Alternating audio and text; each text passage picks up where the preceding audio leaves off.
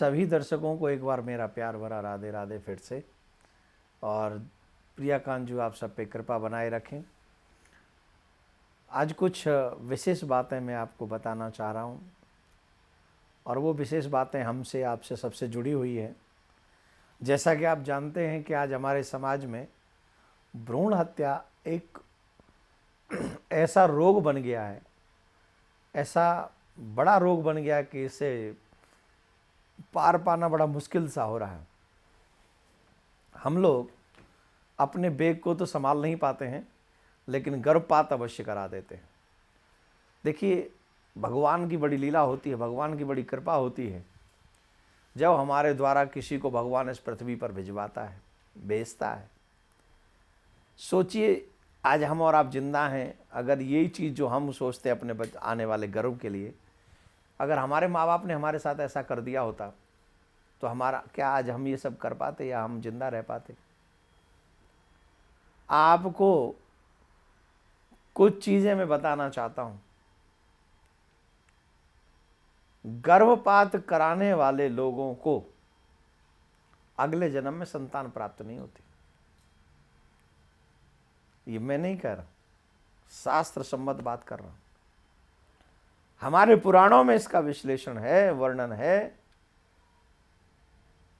कि जो व्यक्ति गर्भपात कराता है या जो स्त्री गर्भपात कराती है, अगले जन्म में उसे संतान की प्राप्ति नहीं होती और गर्भपात कराने के बाद उसे नरक में जाना पड़ता है। ये जो मैं वर्णन कर रहा हूं, इसका प्रमाण आपको मिलेगा ब्रह्मवर्तत पुराण में, विष्णु पुराण में, ब्रह्म पुराण में। गर्भ की हत्या करने वाला व्यक्ति या स्त्री कुंभी पाक नरक में जाता है, कुंभी पाक नरक में, और उसे एक बार नहीं अनेकों बार नरकों में जाना ही पड़ता है। और फिर वह गीद, सुअर, कौवा और सर्प होता है। उसके बाद उसे कौन कौन सी योनि में जाना पड़ता है जरा सुन लीजिए। कुंभी पाक नरक में तो उसे कष्ट उठाना ही पड़ता है। कुंभी पाक नरक की मैं बहुत बड़ी कई बार वर्णन कर चुका हूं, आप मेरे पिछले वीडियोस में देख सकते हैं। बड़ा खतरनाक है। उस नरक में तो जाना ही पड़ता है। उसके बाद फिर गीद बनना पड़ता है, सुअर बनना पड़ता है, कौवा बनना पड़ता है, कौवा बनना पड़ता है, सर्प भी बनना पड़ता है। किसको? जो गर्भपात कराते हैं उनको। और तो और उसके बाद भी हमें मुक्ति नहीं मिलती। उसके बाद हमें विष्ठा का कीड़ा बनना पड़ता है, मल का कीड़ा। हमें विष्ठा का कीड़ा बनना पड़ता है, मल का कीड़ा बनना पड़ता है, और उससे भी चैन नहीं मिलता। उसके बाद फिर हमें बैल होने को मिलता है, बैल बनना पड़ता है, बजंड हो। और उसके बाद मनुष्य तो बनते हैं, लेकिन कोढ़ी मनुष्य का जन्म मिलता है, कोढ़ी बनना पड़े। ये सब किसके लिए? सिर्फ भ्रूण हत्या कराने के लिए, गर्भपात कराने के लिए। कितना बड़ा जघन्य पाप है।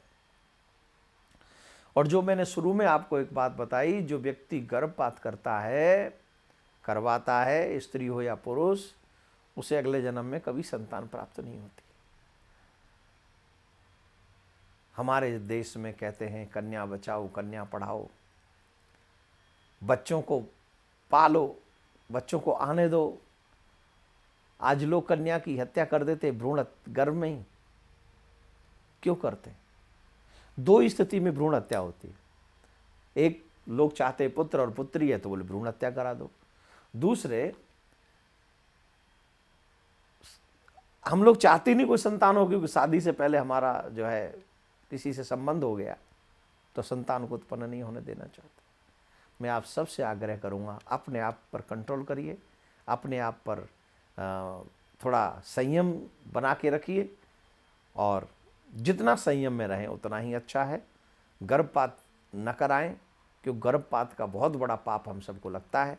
उस पाप से हम भी बचें।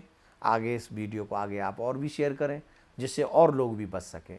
बहुत बहुत बहुत ज़्यादा ज़रूरी है, क्योंकि मैं और आप, मुझे मिल गया, मैंने पढ़ लिया, आपको मिल गया, आपने समझ लिया, लेकिन और भी बहुत लोग हैं जो हमारे भारत की सरकारें कहती हैं बेटी पढ़ाओ बेटी बढ़ाओ।